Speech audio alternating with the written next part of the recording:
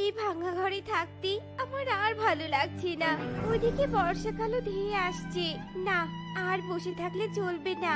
কষ্ট করে হলেও একটা নতুন বাড়ি আমাকে বানাতেই হবে। কিন্তু কোন গাছে বাড়ি বানাবো? কোন গাছে, কোন গাছে? আরে, আমার তো আপেল গাছ আছে। আমি আপেল গাছে বাড়ি বানাবো। যাই, তাড়াতাড়ি বন থেকে কাঠ খড় এসব নিয়ে আসি। টুনি বনের দিকে উঠতে থাকে।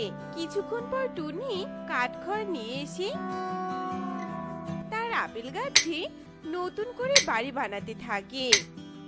উফ বাবা, আজ বনে প্রচুর রোদ উঠেছে। ভীষণ পিপাসা পেয়েছে। যাই, কুয়ো থেকে কলসে করে পানি নিয়ে আসি। টুনি কলস নিয়ে কুয়োর দিকে উঠতে থাকে। আরে টুনি বোন, কুয়ো থেকে পানি আনতে যাচ্ছিস বুঝি? হ্যাঁ দিদি, কেন? কিছু বলবে নাকি বলো তো? হ্যাঁ রে, আমার ঘরে কোনো পানি নেই আর আমি অনেক ব্যস্ত। এখন কুয়োতে যেতে পারবো না। তুই আমার কলসটা নিয়ে গিয়ে এক কলস পানি এনে দে তো বোন। আচ্ছা ঠিক আছে দিদি, কলসটা দাও।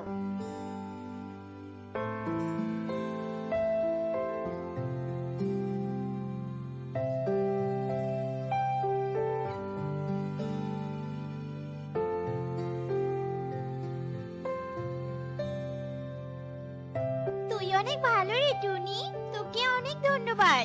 আমার কাজ করতে করতে অনেক পিপাসাও পেয়েছে। টুনি আর কিছু না বলে কলস নিয়ে বাড়ি ফিরে আসে। আর পানি খাওয়া শেষে সে আবারও কাজে লেগে পড়ে।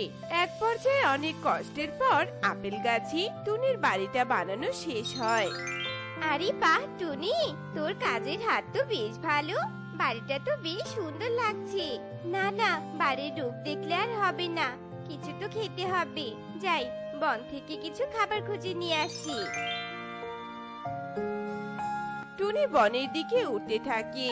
আর এভাবেই বেশ কিছুদিন কেটে যায়। একদিন টিয়ে উঠতে উঠতে টুনির কাছে আসে। কি ব্যাপার টিয়ে দিদি, তোমাকে এত অস্থির দেখাচ্ছে কেন? আর তুমি হাঁপাচ্ছই বা কেন বলো তো? কিছু কি হয়েছে তোতা দাদার? বলো না, বলো আমাকে। তোতার কিছুই হয়নি রে টুনি। আসলে পাশের বন থেকে খবর এসেছে তোর রাজু মামা নাকি অনেক অসুস্থ, তোকে দেখতে যাচ্ছে। কি বললি? রাজু মামা অসুস্থ? আমি এক্ষুনি যাচ্ছি পাশের বনে। এরপর টিয়ে ওখান থেকে চলে যায়। আর টুনি তার ঘরে তালা লাগিয়ে কণিকা আর যজ্ঞুর বাড়ি আসে। কি ব্যাপার টুনি, তুই কাঁদছিস কেন? কি হয়েছে তোর? দাদা, পাশের বনে আমার মামা থাকে। ওই মামা নাকি অনেক অসুস্থ। আমি তাকে দেখতে যাচ্ছি। আমি না ফিরে আসা পর্যন্ত আমার বাড়িটা তোমরা দেখে রেখো দাদা। তুই চিন্তা করিস না, তোর বাড়ি মানে আমাদের বাড়ি। আমরা খুব ভালো করে দেখাশোনা করব। তুই নিশ্চিন্তে কয়েকদিন থেকে আয় বোন। টুনি, আমি বলি কি, তুই তোর বাড়িতে তালা দিয়ে থাকলে চাবিটা আমাদের দিয়ে যা। আসলে তোর বাড়িটাকে তো ভালো করে দেখাশোনা করতে হবে নাকি বল? যজ্ঞুর এমন কথা শুনি টুনি আর কিছু না ভেবে যজ্ঞকে চাবিটা দিয়ে দেয় আর কাঁদতে কাঁদতে চলে যায়। এরপর যজ্ঞ কণিকা একে অপরের দিকে তাকিয়ে বলতে থাকে, কণিকা, আজ হবে মজা গো মজা। খোকা টুনি ওর বাড়ির চাবি আমাদের হাতে দিয়ে গেছে। হা হা হা। কয়েকদিন আর আমাদের কষ্ট করে খাবার খুঁজতে হবে না। আজ থেকে তো আমরা টুনির জমানো খাবার খাবো। কি যে ভালো লাগছে বলো। ঠিক বলেছো, চলো তাড়াতাড়ি।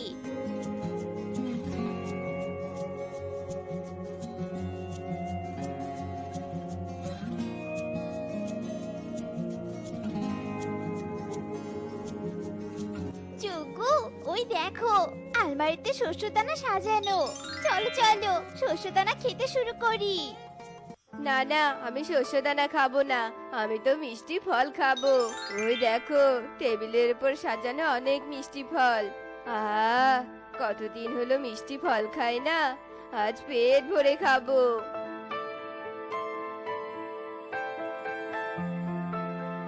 কণিকা শস্যদানা আর যজ্ঞ ফল খেতে থাকে। আহ শান্তি। যাই, এখন টুনির মেকআপ দিয়ে একটু সাজুগুজু করি। কতদিন হলো ভালো করে সাজি না। যোগ্য, দেখো তো আমাকে কেমন লাগছে। আরে বউ, তোমাকে তো একদম ললিতার মতো লাগছে। এমন সুন্দর তোমাকে বিয়ের দিনও লাগেনি, সত্যি বলছি। যোগ্য, রাত তো নেমে এসেছে, চলো আমাদের বাড়িতে ফিরে যাই। না না কণিকা, বাড়ির বিছানা অনেক শক্ত। আর দেখো টুনির বিছানা কত নরম তুলতুলে। টুনি না আসা পর্যন্ত আমরা এখানেই থাকবো, বুঝেছো? চলো এবার ঘুমিয়ে পড়ি। যজ্ঞ কণিকা ঘুমিয়ে পড়ে। এভাবে দুদিন কেটে যায়। যোগ্য, টুনির বাড়িটার প্রতি আমার মায়া জন্মেছে। টুনি যদি ফিরে আসে তাহলে আমরা ওকে এই বাড়ি থেকে তাড়িয়ে দিব আর এই বাড়িটা দখল করব, বুঝেছো? হ্যাঁ হ্যাঁ, আমিও তোমাকে এই কথাটাই বলতে চাচ্ছিলাম আর কি। আমাদের ওই পুরনো বাড়িতে ফিরে যেতে ইচ্ছে করছে না। টুনির এই বাড়িটা একদম স্বর্গের মতো লাগছে। না, আর দেরি না করে আমাকে কিছু শস্যদানা খেতে দাও তো এবার। এভাবে আরো কিছুদিন কেটে যায়। একদিন টুনি ওর বাসায় ফিরে আসে। ফিরে এসে টুনি ওর বাড়িতে যজ্ঞ আর কণিকাকে দেখে। এ কি দাদা দিদি, তোমরা আমার বাড়িতে কি করছো? আর আমার বাড়িটা এমন নোংরা হলো কি করে? আর আমার জমানো ফল শস্যদানাগুলো কি হলো বলো তো আমাকে। এই শোন, এটা আর তোর বাড়ি নেই, এটা আমাদের বাড়ি, বুঝেছিস? বেশি কথা না বলে তাড়াতাড়ি এখান থেকে চলে যা বলছি। দিদি, আমার সাথে মজা করছো তাই না? কিন্তু জানো আমি কিন্তু একদম মজার মুডে নেই। তোর সাথে মজা নেওয়ার বয়ে গেছে আমাদের। যা বলছি এই বাড়ি থেকে, এটা আমাদের বাড়ি, শুনেছিস কান খুলে? হ্যাঁ, এসব তোমরা কি বলছো? এই বাড়িটা আমি অনেক কষ্ট করে বানিয়েছি, তোমরা তো দেখছি সুযোগের সদ্ব্যবহার করছো। আমি তোমাদের নামে বনের সবাইকে বিচার দিব, অন্যায়ভাবে অন্যের বাড়ি দখল করা বের করব। দাঁড়াও, আমি আসছি। এরপর টুনি গিয়ে বনের সবাইকে ডেকে আনে। এই বেটা যজ্ঞ, ভালোই ভালোই টুনির বাড়ি থেকে বের হ। টুনি এই বাড়িটা আমার চোখের সামনেই কষ্ট করে বানিয়েছে, বুঝেছিস? বেশি ঝামেলা না করে চল ভাগ এখান থেকে। বনের সবাই যজ্ঞ কণিকাকে টুনির বাড়ি থেকে তাড়িয়ে দিয়ে চলে যায়। আর টুনি তার বাড়িতে বেশ ভালোভাবে বসবাস করতে থাকে। একদিন কণিকা, যজ্ঞ, আমার মাথায় একটা বুদ্ধি এসেছে, ওই টুনির অপমানের প্রতিশোধ নেওয়ার। কি বুদ্ধি বলো কণিকা, তাড়াতাড়ি বলো। এবার তো ওই টুনির বাড়িটা আমাদেরই হবে। কণিকা, শুরু করো বুদ্ধি অনুযায়ী কাজ। কণিকা তার বুদ্ধিমতো বিছানায় শুয়ে পড়ে আর অভিনয় করতে থাকে। ওরে বাবা রে, ওরে মারে, মরে গেলাম রে, মরে গেলাম। যজ্ঞ, আমার অনেক পানি পিপাসা পেয়েছে, আমাকে পানি খেতে দাও। মরে গেলাম গো, মরে গেলাম। কণিকা, তুমি একটু অপেক্ষা করো, আমি টুনি বোনের থেকে পানি নিয়ে আসছি।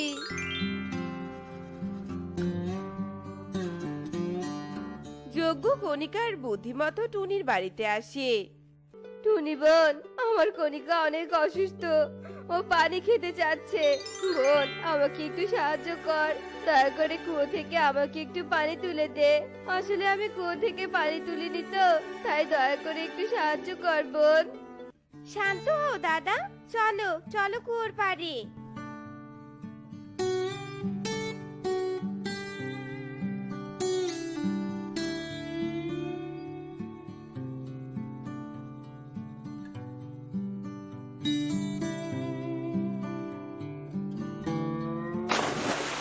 ওরে বাবা রে, ডুবে গেলাম রে, ডুবে গেলাম।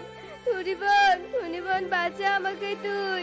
শয়তান যজ্ঞ, এবার আমি সব বুঝতে পেরেছি। তুই আমাকে ধাক্কা দিতে গিয়ে নিজেই পড়ে গিয়েছিস, তাই না? আমি তো তোদের সব পরিকল্পনা শুনে নিয়েছিলাম। আমি তোকে কিছুতেই সাহায্য করব না, শয়তান কালো কাক। বোন আমার, আমি ভুল করেছি, আমাকে ক্ষমা করে দে। আজকের পর থেকে তোর সাথে আর খারাপ আচরণ করব না। তুলে নে বোন, তুলে নে আমাকে, আমি তো ডুবে যাচ্ছি, তোর পায়ে পড়ি বোন। যজ্ঞুর এমন কাকুতি মিনতি দেখে টুনির অনেক মায়া হয়। এরপর টুনি রশি দিয়ে যজ্ঞকে উপরে তুলে নেয়। এবার বুঝতে পেরেছো অন্যের ক্ষতি করতে চাইলে নিজেরই ক্ষতি হয়। এবারের মতো ক্ষমা করে দিলাম, তবে আর একবার এমন ভুল করলে জীবনেও ক্ষমা করব না, সোজা শাস্তি দিব, বুঝেছো? এরপর টুনি সেখান থেকে চলে যায়, আর যজ্ঞ ওখানে দাঁড়িয়েই কাঁদতে থাকে। তো বন্ধুরা, আমাদের আজকের এই গল্পটি তোমাদের কাছে কেমন লেগেছে তা কমেন্টে জানাতে ভুলো না কিন্তু।